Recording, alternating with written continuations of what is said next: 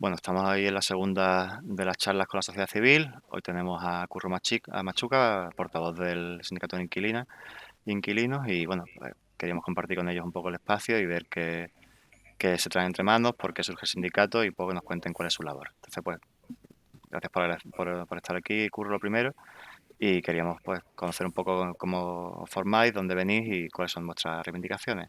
Lo primero es, pues, qué es el Sindicato de Inquilinas e Inquilinos. Bueno, lo primero, gracias por invitarnos, que siempre nos viene bien tener algún altavoz donde mostrar un poco lo que hacemos. Nada, bueno, pues el sindicato tiene ya un recorrido de un par de años. Surgimos hace, pues eso sí, un par de años, a finales de 2017 empezamos a reunirnos, públicamente salimos en 2018 al calor del problema acuciante que vivía la ciudad con los alquileres y siguiendo un poco la estela de lo que en otras ciudades se estaba cociendo en este sentido, Madrid, sobre todo Barcelona, ¿no? Pues desde ese momento lo que hemos hecho pues, básicamente en labor sindical, de sindicalismo social, defender los derechos de las inquilinas y los inquilinos, ¿no? Denunciar la situación, hemos sacado algunos informes con datos más específicos de la ciudad de Málaga y por supuesto también pues una serie de reivindicaciones.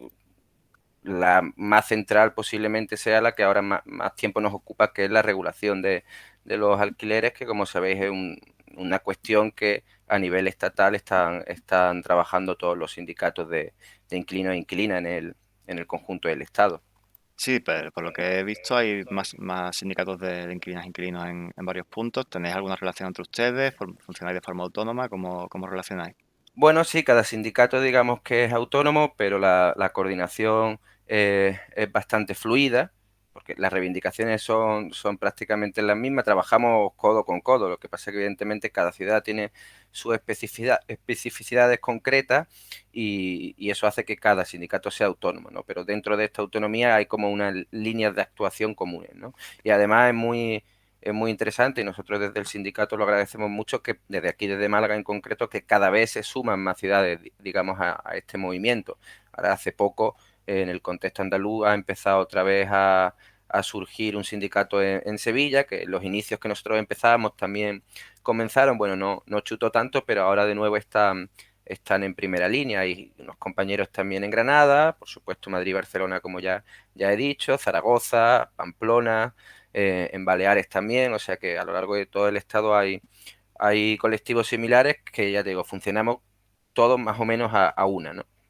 Y en cuanto a las demandas, ¿también son compartidas? ¿Tenéis algún tipo de demanda? Sí, en general sí, lo que pasa es que luego en cada ciudad pues se adaptan un poco a la circunstancia. En el caso de la ciudad de Málaga, pues bueno, hay un problema, como creo que imagináis, enorme en torno a la cuestión de los pisos turísticos, por un lado, y también a que la ciudad tiene un umbral de renta media menor que está por debajo de la media del conjunto del Estado, y también nosotros ahí ponemos un poco más de fuerza, ¿no? Porque los datos que nosotros manejamos en el sindicato, que no son muy distintos de los que oficialmente se han publicado, vienen a certificar que en Málaga, pues para poder pagar un alquiler, una renta de alquiler mensual, una familia tiene que destinar casi el 50% de su ingreso, lo que a nosotros nos parece una barbaridad, ¿no? Entonces, por ejemplo, en el caso malagueño, ahí nos centramos mucho en el tema también de mayores ayudas sociales y sobre todo en la cuestión de los pisos turísticos, ¿no? Que en el caso de Málaga es evidente que el aumento que en los últimos 4 o 5 años ha sufrido el alquiler está muy directamente relacionado con la menor oferta que hay de alquiler de larga temporada porque se ha sustraído vivienda para el mercado de pisos de alquiler turístico. Claro, sí, eso, viendo toda vuestra web parece que habéis incidido bastante en ese tema. Por concretar un poquito más, ¿tenéis algún dato, o algún informe relativo al impacto de los pisos turísticos? Porque yo he notado como persona que alquila que pues sí que ha cambiado un poco el mercado en los últimos años, pero a lo mejor en mi caso tampoco es representativo y tenéis alguna... En la web podéis encontrar un informe de 2018 que estamos intentando actualizar ahora porque evidentemente en estos 2 últimos años la cosa ha ido a peor, ¿no? Pero hay zonas en donde casi el 40% ya de la vivienda destinada a uso residencial está ya destinada a uso turístico, sobre todo en la zona del Distrito 1 centro, pero también en distritos anexos, en la zona de Trinidad, incluso carretera de Cádiz, ¿no? Básicamente lo que pasa en toda la ciudad es que la oferta de pisos turísticos ha aumentado enormemente, ya sean legales, en el sentido de que han sido registrados en los órganos que la Junta de Andalucía y el propio Ayuntamiento de Málaga han puesto a disposición de los propietarios de este tipo de inmuebles, o ya sean ilegales, que no están registrados. Lo que ha hecho, en cualquier caso, en la práctica es rebajar, lo que decía antes, ¿no? La oferta de pisos de larga temporada. Eso lo que ha hecho es subir el precio hasta niveles estratosféricos. De hecho, el caso de Málaga, según la normativa que maneja el gobierno, como sabéis, ahora mismo hay un debate en torno al tema de la regulación y tal, lo que se ha planteado, para nosotros en cualquier caso insuficiente, es que se pueda regular el alquiler en aquellas zonas que se consideran tensionada, y bajo la definición de área tensionada que el gobierno da, la ciudad de Málaga entra prácticamente como la primera. Vale.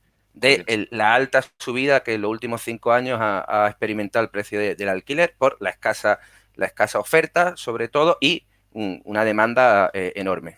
¿Y qué características tiene que tener esto de un área tensionada? Que además es una palabra que no es muy accesible. Básicamente lo que decía, ¿no? Que el nivel de precio de alquiler esté por encima de un índice que se ha estipulado, que, no, que se considera, digamos, lógico. En el caso de Málaga no se cumple, dado que el precio de alquiler supera ese límite. No solo la ciudad de Málaga, prácticamente toda la costa. Las grandes ciudades, Málaga, y toda la costa en concreto malagueña también, lo supera de forma abrumadora. Las cuestiones técnicas, os las puedo pasar si queréis ahora, no las recuerdo, pero básicamente la idea general es esta, ¿no? Zonas donde el precio del alquiler en los últimos 5 años ha subido muy por encima de la media estatal. Sí, por decirlo de forma así más concisa, sí, que no te da para pagar alquiler con el sueldo normal de una persona Básicamente, humana, oye. básicamente la idea es eso. Ya te digo, los datos que nosotros teníamos previamente a que todo esto saliera era justamente ese, ¿no? Que casi el 50% de los ingresos que una familia en la ciudad de Málaga obtiene los dedica a pagar alquiler. Sí, Lo que te deja para vivir, pues muy poco. un Y poquito, a eso hay que efectivamente. sumar suministro y todo este tipo de cuestiones. ¿Y qué os parecen las medidas que está promoviendo el gobierno, este debate que hay justamente dentro del gobierno? ¿Qué opinión merece? Bueno, la opinión en general de los sindicatos es que la actitud propositiva se acoge con alegría, pero lo que leemos a través de prensa no deja de ser bastante insuficiente, ¿no? Porque al final la regulación de los alquileres parece que está encallada, y lo más que se propone en zonas concretas la cuestión esta de, mientras el mercado de alquiler esté tensionado, porque además son medidas temporales, plantear esta regulación. Pero nosotros pedimos que la regulación sea completa a nivel estatal, tomando como base o como punto de partida la legislación que el pasado año se aprobó en Cataluña, que es un avance. Por supuesto, evidentemente nosotros tenemos un programa de máximos, digamos así, ¿no? Que evidentemente se piden mayores ayudas, un parque de vivienda pública y social mucho más amplio, despenalización y descriminalización de la ocupación, en tanto que vivimos en un contexto de emergencia habitacional. Por tanto, las pocas soluciones que la gente corriente tiene o acaba teniendo no se pueden criminalizar. O sea, todo eso también queremos que se contemple, incluso llevarlo a una ley holística de vivienda en donde las cuestiones también hipotecarias, los alquileres sociales estén recogidos. Desde Claro, los sindicatos de inquilinos, como evidentemente nuestro campo central de actuación es el tema del alquiler, nos centramos ahí, pero también trabajamos en conjunto con otros grupos de la vivienda, que además en este país tienen muchísima experiencia. Pienso, por ejemplo, en La Paz. sí, claro. Sí, y sobre eso también te quería preguntar, es decir, ¿hay algún tipo de interlocución con algún agente estatal, la comunidad autónoma, ayuntamiento, que os reconozca como interlocutores, que haya negociado con ustedes, que tenga intención de relacionarse con ustedes de alguna forma, o hasta ahora simplemente ha sido una cuestión de lucha? Yo aquí hablo más desde el caso malagueño. Nosotros desde que hemos surgido, sí hemos tenido contacto con las autoridades competentes. Es cierto que la materia de regulación, o sea, de regulación de vivienda de alquiler depende del gobierno central, pero tanto a nivel autonómico como a nivel local, la institución también puede hacer, ¿no? En ese caso sí hemos tenido contacto, pero no se ha materializado toda la buena voluntad que, que muestran a la hora de escucharte no se materializa en nada, sobre todo porque al final va en contra, digamos, de las políticas generales que se plantean. Nosotros en su momento, en el contexto de las elecciones municipales pasadas, planteamos que lo primero que había que hacer era cortar el grifo de los pisos turísticos, ¿no? Que había que hacer como mínimo una moratoria para empezar a abrir ese debate y ver cuál es la incidencia negativa desde nuestro punto de vista en la ciudad, ¿no? Evidentemente eso no se ha hecho, no se amplían las ayudas, no se tiene como un problema central, aunque se verbalice en muchos casos, porque si se tuviera como un problema central ya habría habido tiempo en estos últimos 5 años, cuando esto ha emergido como un problema estructural en el seno del conjunto de las políticas del Estado, se hubiera empezado a meter mano, ¿no? Claro. Digamos que sí, hay interlocución. Bueno, los sindicatos hemos planteado públicamente al gobierno actual una serie de medidas, ha habido reuniones, han sido públicas, hay apoyo de algunos grupos parlamentarios, pero bueno, la cosa está, como sabéis, un poco ahora mismo encallada porque una parte del gobierno eh, parece que pone problemas. Vaya, esto es público y notorio, no, Sí, sale en la no, prensa casi diario, efectivamente. Sí, pues, y con respecto a referencias positivas que podemos encontrar, ¿hay alguna ciudad que podemos intentar pues bueno, imitar o algún referente que sea interesante a lo mejor en estudiar? en el contexto del Estado español, ya os digo, lo que más ha llamado la atención y ha sido, digamos, el gran hito en esta lucha, se consiguió el año pasado una ley autonómica de alquiler en Cataluña, gracias a la fuerza y al trabajo de los compañeros del sindicato de inquilinos e inquilinos de Barcelona y el área, que el resto de sindicatos tomamos como referente, como un primer paso, ¿no?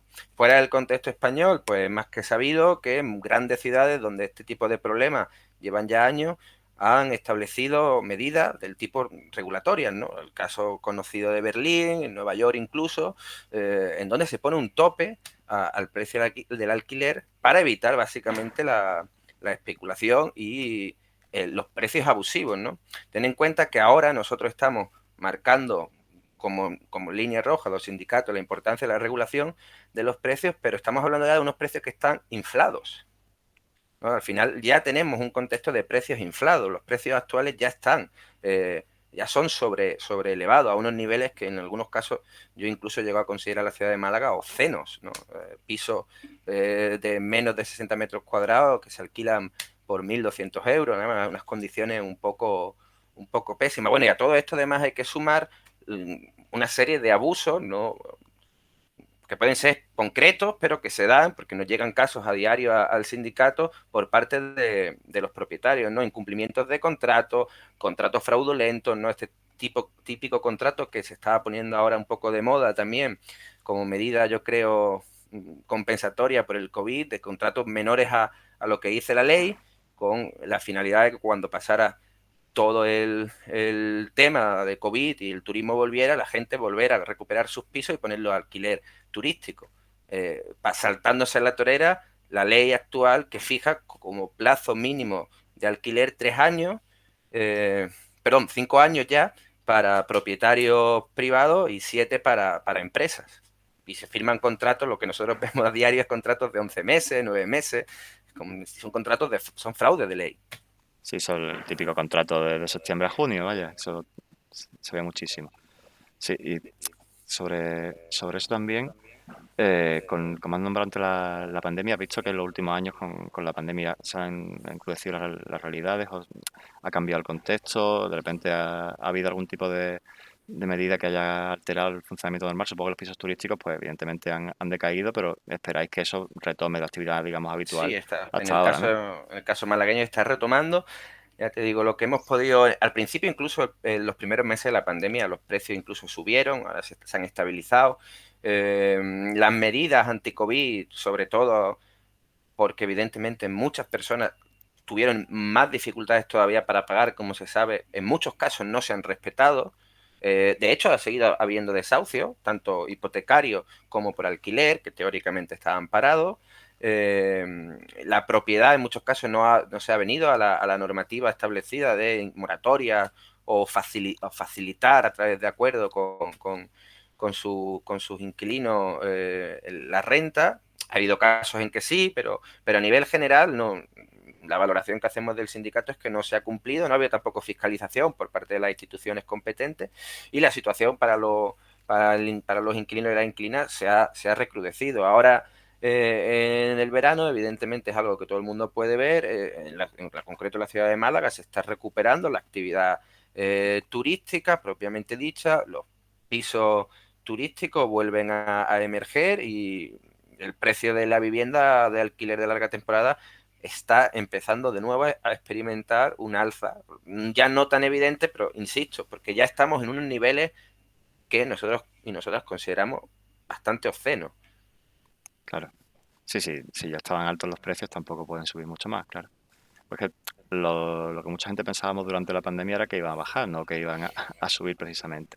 Sin No, embargo, no, no, no se puede decir que haya habido una subida general, pero tampoco esa bajada que se podía intuir, ¿no? Digamos que se ha mantenido la cosa de forma estable.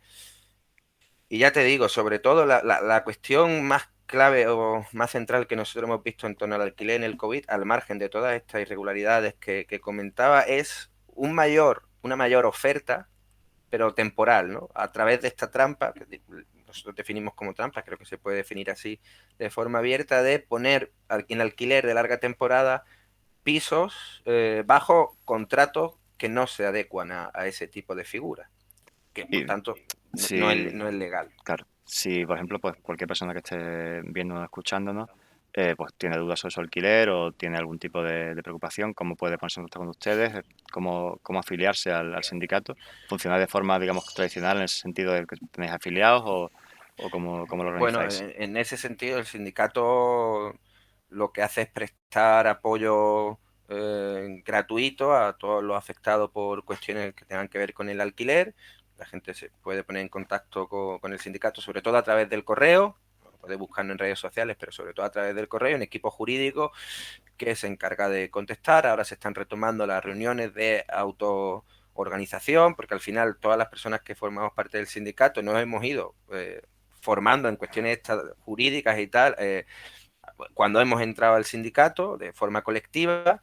eh, hay canales para afiliarse, pero no es necesario. O sea, el sindicato no tiene eso como una vía mínima de financiación, pero no es importante que nadie piense que si no está afiliado el sindicato no le va a prestar ayuda.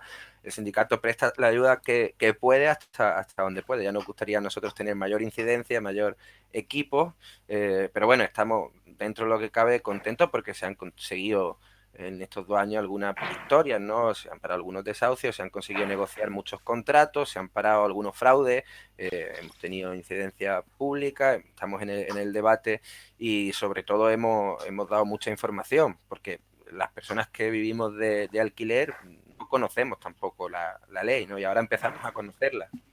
Claro. Sí, sobre esto de afiliarse, entonces, por dejarlo claro, no es necesario estar afiliado ni afiliado al sindicato para No, no, por recibir los supuesto. servicios, pero Bueno, los servicios, o sea, informamos, la verdad, el equipo jurídico es un equipo de gente voluntaria, como en fin, todo el que trabaja en el sindicato, y presta el apoyo que puede, sobre todo asesoramiento jurídico, que es lo que más se demanda, ¿no? Porque al final, cuando la gente tiene claras las cosas, muchas veces el problema se soluciona rápido, ¿no? Porque la otra parte ve que enfrente al final tiene a alguien que sabe que lo que le están haciendo es una trampa, es un fraude y que eso además puede tener consecuencias judiciales. claro, sí, eso, algún caso me he encontrado yo de eso, de que me digan A y cuando yo diga, mira, es que la ley dice, de repente A se olvide y ya pase a otra cosa, sí, eso es habitual. Y sobre esto, que veo en vuestra web tenéis herramientas, ¿qué herramientas tenéis, qué documentos tenéis que puedan ser útiles para persona que alquila en vuestra web? Bueno, pues en su momento, y bueno, se va actualizando, lo que intentamos es un poco poner eso, herramientas públicas, gratuitas y de libre acceso para los inquilinos y las inquilinas, ¿no? Pero hay cuestiones que nosotros y nosotras consideramos básicas y que en su momento nos preguntamos, ¿no? cómo funciona la ley, qué pasa en este supuesto, qué pasa si el casero o la casera no me quiere dar la fianza, qué pasa si me pide más meses de fianza de lo que dice la ley, el tema de las mascotas, el tema de los suministros, los arreglos, todo ese tipo de dudas que siempre tenemos los inquilinos y las inquilinas, pues las recogimos en una serie de documentos y las colgamos en la web intentando facilitar un poco la comprensión, digamos, de los problemas que nos afectan, ¿no? Por supuesto, ahí está. Es verdad que en muchos casos, pues siempre hay especificidad en cada ejemplo que nos llega y el equipo jurídico tiene que entrar a ayudar un poco más. Sí, pero Pero bueno, está bien, sí, básicamente al la labor final, es esta, ¿no? por lo que me cuentas y también por experiencia propia, muchos de los problemas que tenemos con nuestros alquileres son por falta de información, por no ser conocedores de la ley, ¿no? Por no saber dónde nos estamos metiendo, qué estamos firmando realmente, si eso es Y legal, son no es legal. problemas comunes, ¿no? Porque al final, bueno, pues Sí, toda la gente que formaba parte del sindicato hemos pasado más o menos por los claro. mismos problemas. Gente con más problemas, muchos más graves, otros menos, ¿no? Pero sobre todo lo que nos ha servido es eso, es para darnos cuenta que juntándonos, evidentemente, somos más fuertes y podemos defender mejor nuestros derechos, porque de eso al final se trata, no se trata de otra cosa que esa, ¿no? Defender los derechos de los inquilinos y las inquilinas en un contexto en el que esos derechos se están viendo pisoteados en muchos casos. ¿Y por qué, si los datos, digamos, están ahí en la mesa y el efecto que tiene sobre la vida de las personas, esta forma de alquilar, es tan evidente, por qué las instituciones no ponen de su parte, ¿no? ¿Qué análisis hacéis ustedes? El análisis es que evidentemente, aunque es un problema estructural, se mezcla con cuestiones que bueno, nos superan, ¿no? Las presiones de grandes grupos de inversión, que en el caso español están acumulando también vivienda, las SOCIMIS, ¿no? Que son, por ejemplo, un tipo de sociedad inmobiliaria expresamente que trabaja con el tema de alquiler, o sea, que ni siquiera, que tienen beneficios fiscales. Hay gente que tiene otros intereses y que evidentemente la regulación del alquiler va en contra de esta estructura macro, o sea, que están en lo macro, que evidentemente chocan con los intereses del inquilinato. Ahí hay gran parte del problema está ahí, ¿no? La propia estructura económica del país depende en exceso del mundo inmobiliario, los Claro. intereses económicos y políticos que el mundo inmobiliario acoge tienen un peso dentro de la estructura del país que hace que tengan capacidad también de forzar, ¿no? Está claro que evidentemente si quisieran la solución está sobre la mesa, pero hay presiones, eh, bueno, ahí está, ¿no? Se ve también las ofensivas de gente como idealista y tal, de grandes grupos inmobiliarios que incluso ya han empezado a arremeter política y judicialmente contra gente de los sindicatos, ¿no? Ahora mismo la gente de Barcelona está inmersa en un proceso de este tipo. Ha habido acusaciones, bulos y tal, porque evidentemente se ve que los sindicatos están teniendo fuerza y sobre todo están consiguiendo pequeñas victorias. Y en el caso de Barcelona no son pequeñas, Sí, de son hecho, grandes hace victorias. poco salía en el diario.es un artículo en el que pedían cárcel a algunos inquilinos por intentar pagar su desahucio, por ejemplo. Exactamente. Sí, eso, en fin, es preocupante cuanto menos, la verdad. Bueno, y ante esta, digamos, intento de pisotear nuestros derechos, como tú has dicho, ¿qué respuesta hay? Supongo que afiliarse sería una de ellas, pero ¿qué más se puede hacer? Bueno, pues, afiliarse, participar. Yo animo a toda la gente que viva de alquiler y tenga o no tenga problema y quiera mejorar su situación, a que se arrime al sindicato, mande un correo y participe, porque insisto, o sea, creo que la única vía es la organización, la autoorganización colectiva y la defensa propia de nuestros derechos. Hablando en concreto del sindicato, ¿no? Evidentemente, incluso la propia ciudad de Málaga hay otros grupos de vivienda que hacen también una labor increíble y que en los que al final pues te encuentras y colaboras y participas porque es que es la única forma que tenemos de defendernos, ¿no? El sindicato, insisto, bueno, hace lo que puede. Somos un sindicato pequeño, no somos tampoco tantas, pero bueno, en estos 2 últimos años, pues algunas cosas se han conseguido y solo por eso merece la pena. Pues os doy la mejor de los futuros, os deseo y, en fin, mucha fuerza para que sigáis con vuestra tarea y muchísimas gracias por compartir vuestro Nada, trabajo aquí. gracias a vosotros. Y nada, si alguien tiene dudas, evidentemente que ha podido surgir con esta pequeña entrevista, nada, que nos escriba el sindicato y muy gustosamente le intentaremos ayudar como podamos. Pues pondremos los datos de contacto en el vídeo, también en la descripción. Pues Vale, muchas gracias, Curro. muchas gracias. Un saludo.